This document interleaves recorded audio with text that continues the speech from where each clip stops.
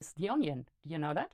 So, for example, this is, I don't know, Nope. front here, whatever. Oh, it's already getting the liquid. Yep. So what I have done here is onion, just cut a fresh onion, one layer, then honey on top, another layer of the onion, another layer of the honey, and then keep it. And I hope you can see that with the camera, it's already having some kind of liquid because the honey is pulling out, it's more or less drying out the onions, and the benefits are now in the honey.